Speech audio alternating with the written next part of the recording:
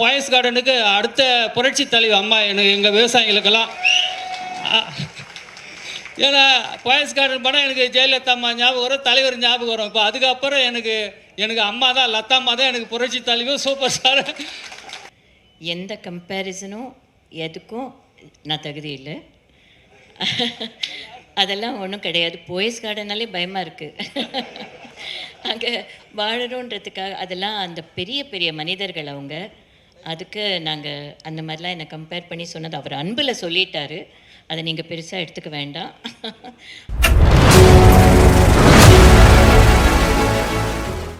We will continue the program. பாரத சேவா ஆரம்பித்து கிட்டத்தட்ட 1 வருஷம் ஆகிறது. அது ஒரு மக்கள் முயற்சி, பீப்புள்ஸ் மூமெண்ட். பாரத் சேவா ஆரம்பித்ததோட பர்பஸ் இந்திய அடையாளங்கள் எந்த இடத்துலையும் அழியக்கூடாது, நம் பாரம்பரிய பொருட்கள், பாரம்பரிய விவசாய முறைகள், மக்கள் மத்தியில் இருக்கிற பாரம்பரிய பண்பாடுகள், எல்லா ஊர்லேயும் இருக்கிற அந்தந்த ஊருக்கு தகுதியான அடையாளங்கள், நம் பசு மாடு கண்ணு வயல் வயக்காடு கிராம வாழ்க்கை அப்படின்னு எதுவுமே அழியக்கூடாது என்பதற்காக பாரத் சேவா ஆரம்பித்தது. அது மட்டும் இல்லாமல் மக்களை ஒருங்கிணைக்க வேண்டும். எங்கே இருந்தாலும் மக்கள் ஒற்றுமையாக வேலை செய்தால் அந்த இடத்துக்கும் அந்த காரியத்துக்கும் ஒரு சக்தி கிடைக்கும். ஸோ பாரத் சேவா விவசாயிகளுடன், கைவினை பொருட்கள் செய்பவர்களுடன், மக்களுடன் சேர்ந்து 1 வருடம் முன்னாடி இனாக்ரேட் பண்ணோம். அதோட ஆக்சுவல் 1 வருடம் ஏப்ரல் மாதம் வருது.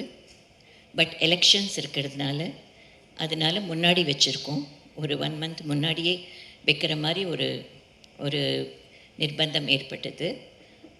பாரத் சேவா ஆரம்பித்து கொஞ்ச நாளைக்கெல்லாம் அதுக்கு முன்னாடி நாங்கள் ட்ராவல் பண்ணதில் பாரத் மார்க்கெட் அப்படின்னு ஒரு என்டிட்டி உருவாக்கினோம்.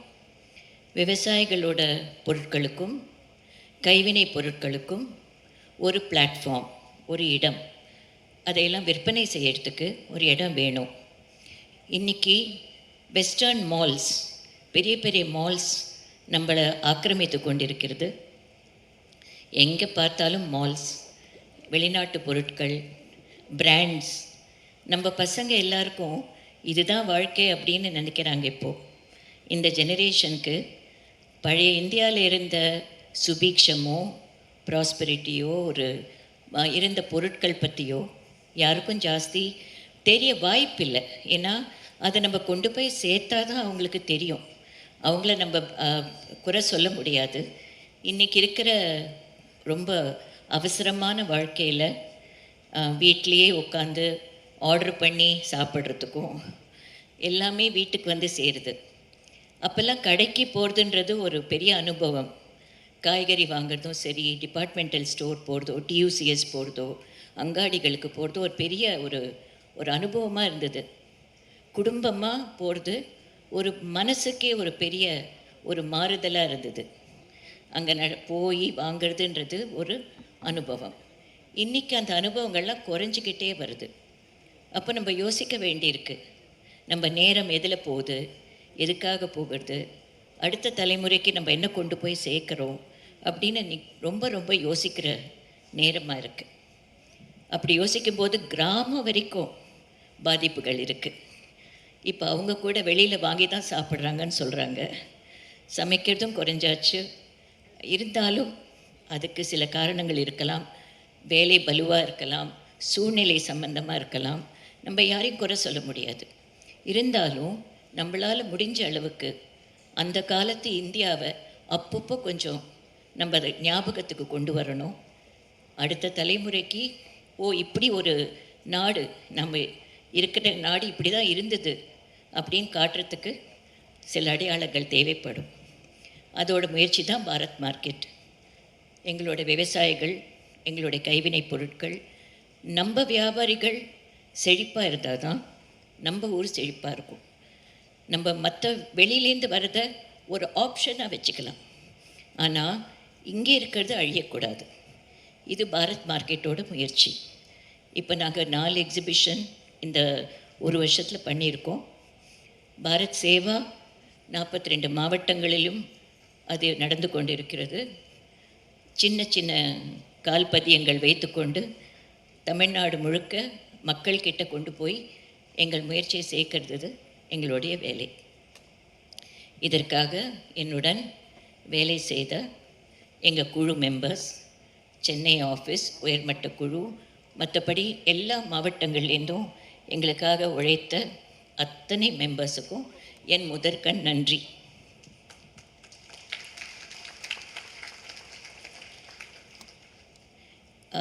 எல்லாருக்கும் நல்லது செய்யணுன்ற எண்ணம் இருக்கும்.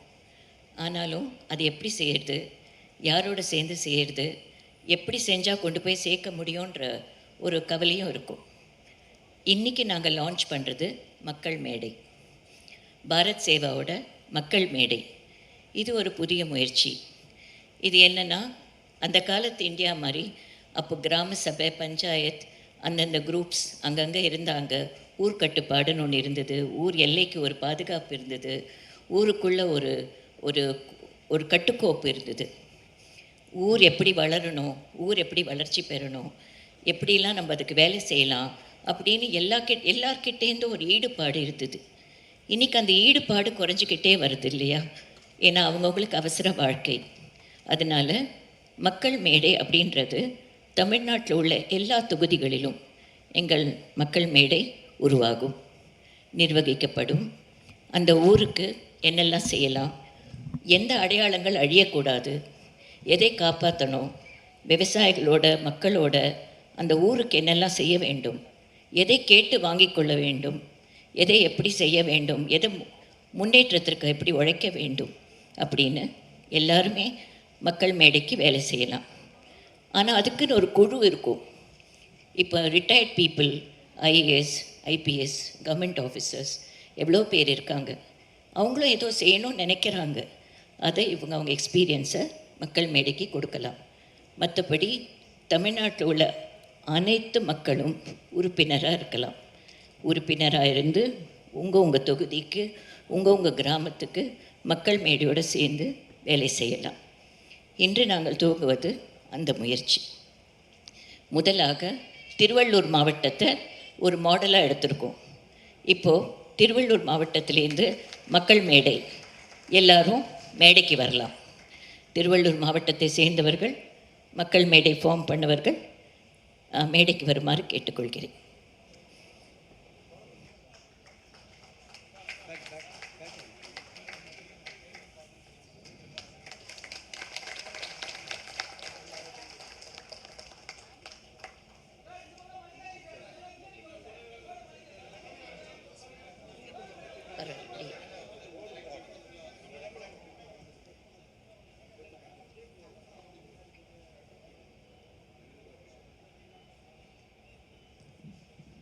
This project is dedicated to the people of Tamil Nadu and the welfare of every region of Tamil Nadu. 42 மாவட்டங்கள், 234 தொகுதிகள், எல்லா இடத்துலையும் பாரத் சேவா மெம்பர்ஸும், சிட்டிசன்ஸ் பிளாட்ஃபார்ம் மக்கள் மேடை மெம்பர்ஸும் வேலை செய்வார்கள். எங்களால் முயன்ற எல்லா முயற்சிகளையும் உங்கள் ரீஜனுக்காகவும் அந்த லொக்கேஷனுக்காகவும் அடையாளங்கள் அழியாமல் மக்கள் ஒற்றுமையாக வேலை செய்து முன்னுக்கு வருவதற்கு எங்களால் முடியும் எல்லா முயற்சிகளையும் நாங்கள் எடுப்போம். ஸ்ரீ குருபியோ நமஹா. நமஸ்காரம். என் பேர் டாக்டர் அருண் ஜனார்த்தனன். படித்தது காஞ்சிபுரம், சென்னை.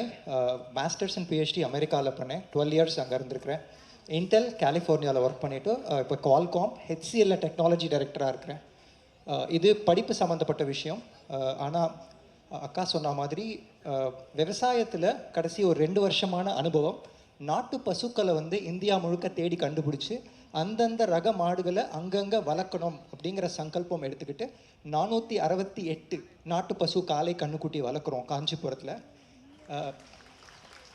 இதை தவிர்த்து கடைசி 2 மாதத்தில் 32 கண்ணுக்குட்டி பிறந்திருக்கு. தமிழ்நாட்டில் மட்டும் 45 ரகங்கள் கிடச்சிருக்கு நாட்டு பசு காளைகள். 38 டிஸ்ட்ரிக்ட்லேயும் அங்கங்கே பதுங்கியிருக்கு அந்தந்த காலை பசு கண்ணுக்குட்டி. ஸோ அதோ இனம் சேர்த்து அதை சுதந்திரமாக மேய விட்டு கோஷாலைங்கிற பேரில் அது ரொம்ப கட்டி போட்டு வளர்க்காமல் அதில் இருக்கிற சாணம் கோமியம் நம்ம எடுத்து விவசாயம் பண்ணும் பொழுது 1 ஏக்கரில் 40 மூட்டை வரைக்கும் பாரம்பரிய நெல் ரகங்கள் எடுத்திருக்கு. 4.5 ஏக்கரில் 700 கிலோ காய்கறி எல்லாமே நம்ம பிராண்டில் நமக்கு எல்லாருக்கும் தரா மாதிரி பசுமாடு கோமாதா கிட்டேருந்தும் நம்மளுடைய அறிவு செல்வத்தையும் சார்ந்து இந்த முயற்சியில் பங்கெடுக்கிறதுல எனக்கு ரொம்ப ரொம்ப மகிழ்ச்சி. தேங்க்யூ அருண். அவருடைய பேக்ரவுண்டுக்கும் அவர் இப்போ செஞ்சுட்ருக்கிற காரியம் உண்மையிலேயே அவர் பாரத சேவா பண்ண தான் வந்திருக்காங்க. இது போல் நிறைய மக்கள் எங்களுடன் சேர்ந்து பயணிக்கிறதுக்கு தேவ் ஆஃபர்ட் அவங்களுடைய சர்வீசஸ் ஆஃபர் பண்ணியிருக்காங்க. பொதுமக்கள்லேருந்து நீங்கள் மக்கள் மேடையில் பங்கு கொள்கிறதுக்கோ பாரத் சேவாவில் பங்கு கொள்கிறதுக்கோ யார் வேணால் எந்த ப்ரொஃபஷனில் வேணால் இருக்கலாம். நீங்கள் ஃபிசிக்கலாக வரணும்னு கூட முக்கியம் இல்லை. நீங்கள் எங்கே இருந்தாலும் உங்களோட ஐடியாஸ், உங்கள் தாட்ஸ், உங்கள் ரிசோர்ஸ், நீங்கள் என்ன சொல்ல விரும்புகிறீங்க, நம்ம ஊருக்காக நம்ம என்ன செய்ய விரும்புகிறோம், எல்லாருக்குமே ஒரு நாட்டு பற்று இருக்குது மனசுக்குள்ளே. ஆனால் அது எப்படி கொண்டு போய் சேர்க்கறதுன்றது தெரியாமல் இருக்கும். எங்கள் குழுவுடன் சேர்ந்து வேலை செய்யலாம், என்ஜிஓஸாக இருக்கலாம், யாராக இருந்தாலும் எங்களுடன் சேர்ந்து வேலை செய்யலாம். அதை தவிர என்ன ரிட்டையர்ட் பீப்புள் உங்களுக்கு வீட்டில் நிறைய நேரம் இருக்குதுன்னு நினச்சா கூட உங்கள் ஊருக்காக வந்து எங்களோட கை கோர்த்து வேலை செய்யலாம். வெளிநாடு போனால் கூட எப்போ ஒரு தடவை நம்ம கிராமத்துக்கு வரணும், நம்ம ஊரை பார்க்கணும், நம்ம ஊர் எப்படி இருக்குன்ற எண்ணம் இல்லாதவங்களே இருக்க முடியாது. அப்படி இருக்கிற ஒரு நம்ம மனநிலையில் இந்த மாதிரி சேவைகள் ரொம்ப முக்கியமானதாக எங்களுக்கு தெரியறது. எங்கே இருந்தாலும் வெளிநாட்டில் இருந்தால் கூட பாரத சேவாவோட, பாரத் மார்க்கெட்டோட, மக்கள் மேடையோட வேலை செய்ய முடியும். இங்கே வந்திருக்கிற என்னுடைய சிஸ்டர், என்னோடய பிரதரின்ல மகேந்திரா, சுதா, முக்கியமான துபாயிலேருந்து வந்திருக்கிற ரமேஷ் சார், திருவண்ணாமலையிலேருந்து வந்திருக்கிறவங்க, அங்கே நம்மளுக்கு எங்கள் கூட வேலை செய்கிற அத்தனை பேரும் நிறைய பேர் இங்கே இருக்காங்க. எங்கள் விவசாயிகள் இன்னும் வந்துகிட்டே இருக்காங்க. அது ஒரு 500 பேர் ஐஐடியில் இருக்காங்க. அவங்கெல்லாம் வந்துட்டுருக்காங்க. அவங்க வரட்டும், அவங்க வந்து நாங்கள் பார்த்துக்குறோம். அதுக்குள்ளே இங்கே வந்து அடுத்த ப்ரோக்ராம் ப்ரொசீட் பண்ணி, இது ரொம்ப ஷார்ட் ப்ரோக்ராம் தான். முக்கியமான லான்ச் பண்ணிவிட்டு இன்றைக்கி எல்லாத்தையும் சொல்லணும். முதல் வருட பாரத சேவாவை எல்லாரோடையும் சேர்ந்து மெம்பர்ஸோடு சேர்ந்து செய்யணும் அப்படின்ற முயற்சி தான் இது. நம்ம அடுத்த ப்ரோக்ராமுக்கு போனதுக்கப்புறம் நான் ப்ரெஸ்ஸை மீட் பண்ணுறேன். Thank you very much. ஒரு ஹேண்டிகேப் பர்சனுக்கு நாங்கள் டிஃப்ரெண்ட்லி ஏபிள்டுன்னு சொல்லணும். அவங்களுக்கு இந்த இந்த கவரை திருவள்ளூர் மாவட்டம் சார்பாக நாங்கள்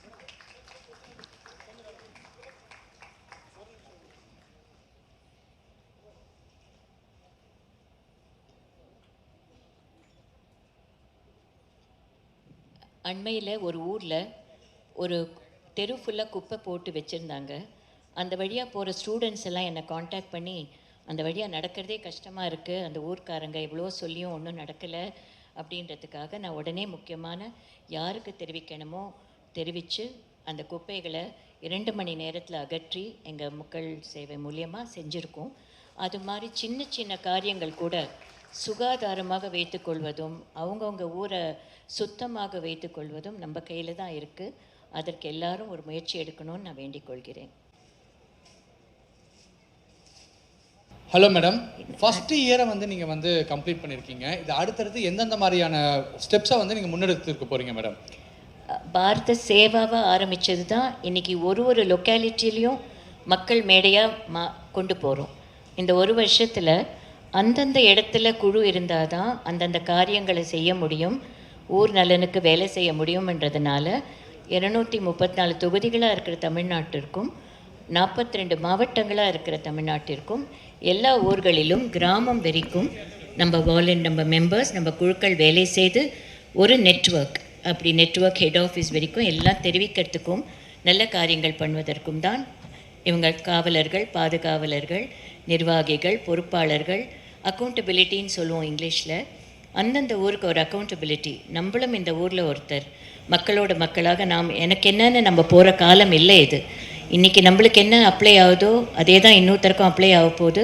ஸோ எல்லோரும் ஒற்றுமையாக இருந்து ஒரு ஊரை எப்படி உன்னதமாக வைத்து கொள்ளணும், ஒரு ஊருக்காக எப்படி செய்ய வேண்டும் என்று ஈச் அண்ட் எவ்ரி பர்சன் இதில் உழைக்கணுன்றதுக்காக தான், அந்த spirit of nationality and nativity இருக்கணுன்றதுக்கு தான் இது முக்கியமாக எடுக்கிற முயற்சி. மேடம், நாளைக்கு மகளிர் தின விழா, ஒரு சக்ஸஸ்ஃபுல் உமனா, மதரா, ஒய்ஃபா மற்ற பெண்களுக்கு நீங்கள் என்ன சொல்ல விரும்புகிறீங்க?